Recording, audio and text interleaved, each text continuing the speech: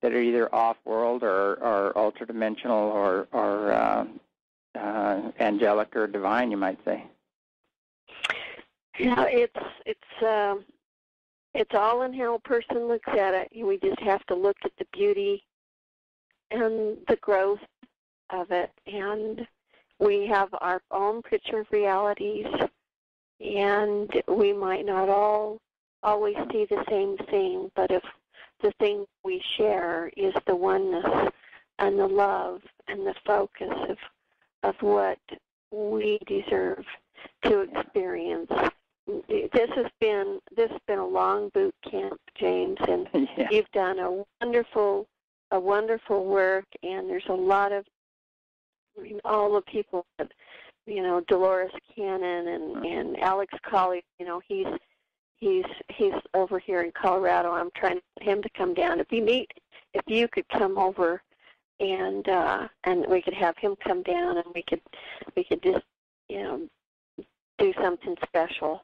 Yeah, we have a lot of mutual friends. I've never met Alex, but we have a lot of similar information and a lot of mutual friends out there, and it'd be great to connect in with them. Funny, just have a family reunion. Yeah, I just had a conversation. It was pretty hilarious with the fundamentalists, and before the show, and it was kind of interesting where they were holding on to the old program. That the Earth was created in 6,000 years, and that whole program. There's one way, and our way is the exclusive right way. We have the exclusive image. The whole enchilada. And what was interesting, I asked him. I said, "Well, you say you come here for an exchange and to share ideas and gain wisdom from the experience, but I said there is no sharing because you're fixed, and you have to be flexible on both sides for there to be a sharing. And, when the facts come in and the obvious is sitting in front of you, and even physical artifacts and everything else, you have to stop and reevaluate, your truth." And he's going, "Oh no, I can't do that. That's Satan or what." And I said, well, wait a second. If I were Satan, what I would do is I would create 11,000 versions of Christianity, which there are, and give each person a Bible and tell them that their image and their program is the correct one. And then I'd go out and create a few other religions out there too, major religions, and tell them that they have the right image and the correct words and the real truth. And then you'd have total division and separation and chaos and war. And I said, how do you really know you're working with God when there's so much division and judgment and fear in your message?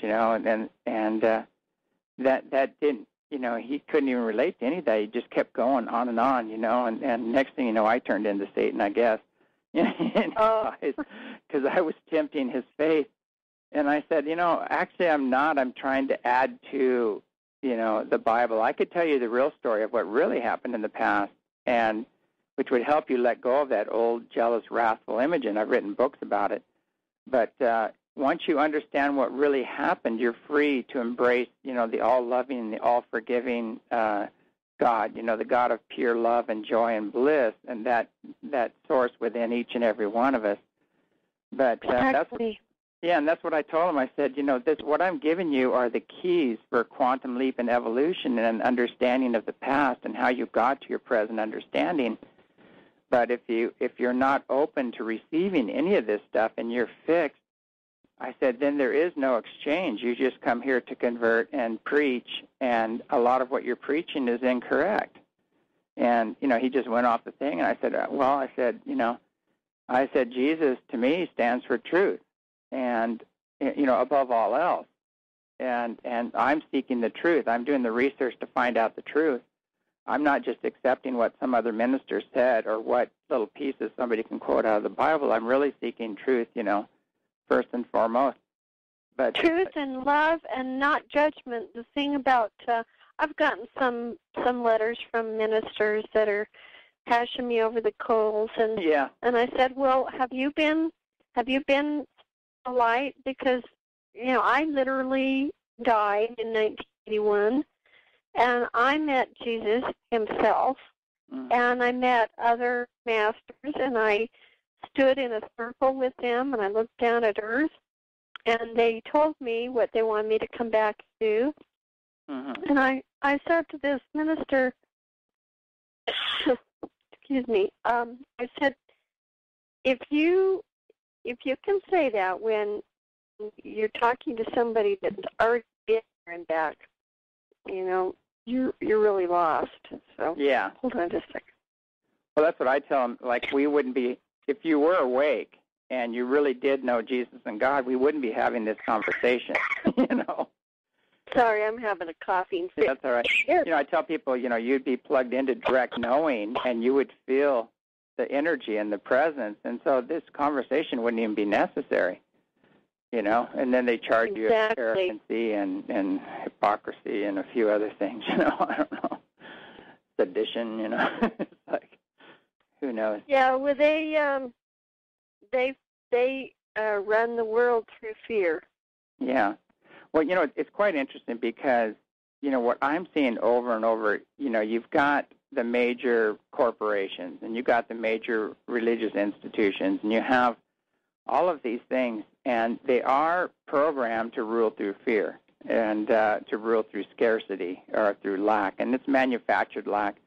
And they're also programmed to disempower people from making their own personal God connection, as well as seeing the Creator in all creation, which would end all these environmental disasters that we're experiencing.